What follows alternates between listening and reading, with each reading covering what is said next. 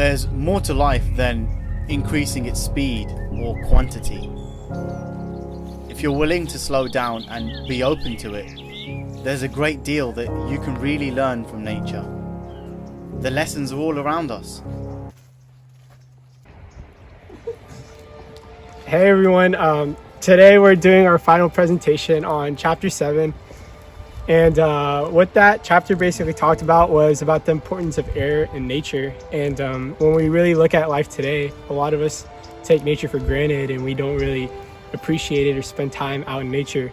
So today we're out here at some lake, and we're just gonna show you around, and we're gonna show you some cool stuff.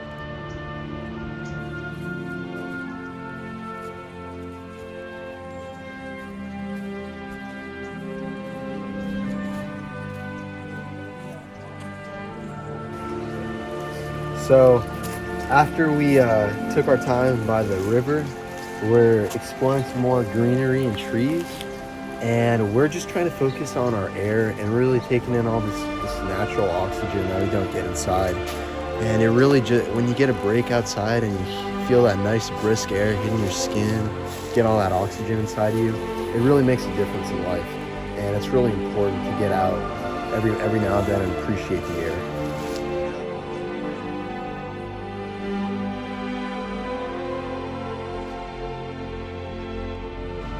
Alright, so we were just walking on that beautiful pathway, and out of nowhere we saw this really good looking tree within these rocks. And as you can see, we can find life within a rock, just like the book. I'm about to fall.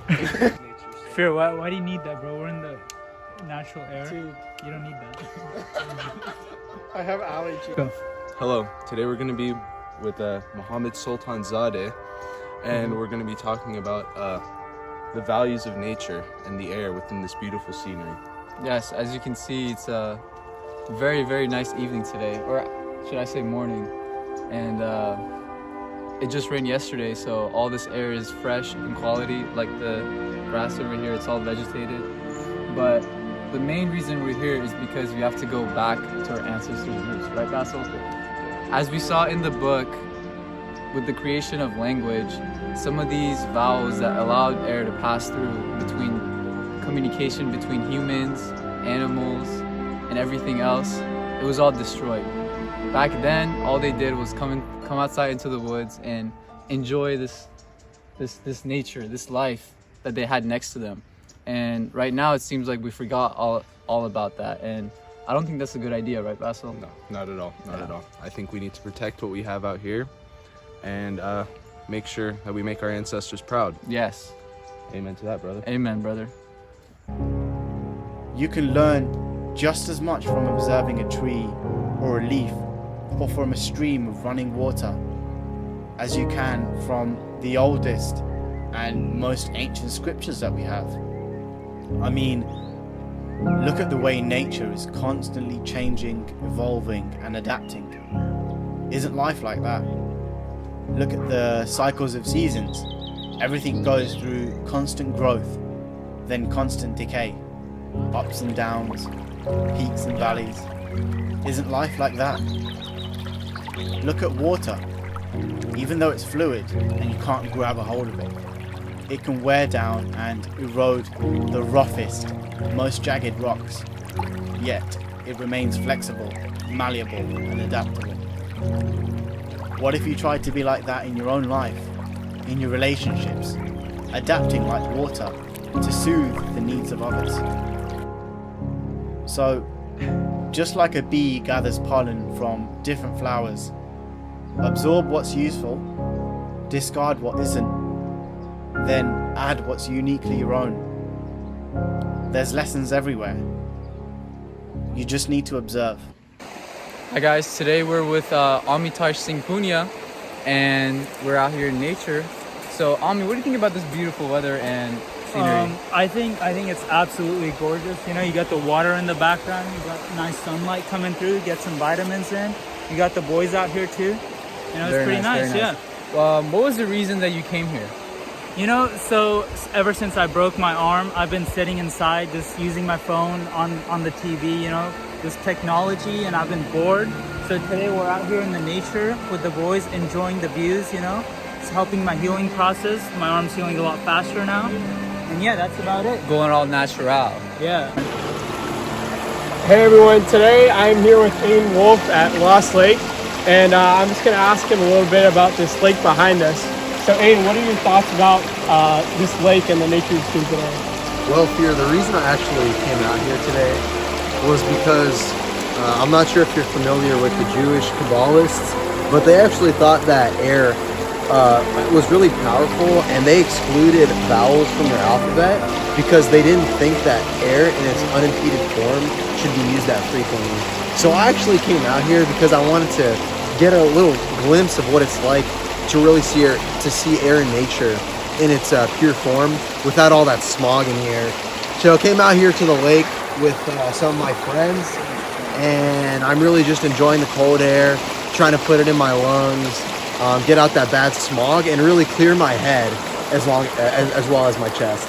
So you mentioned how historically air has been given so much importance, but why do you think we don't give it that importance today, and what can we do to change that? Sure, well, I actually think that's a great question, Felix.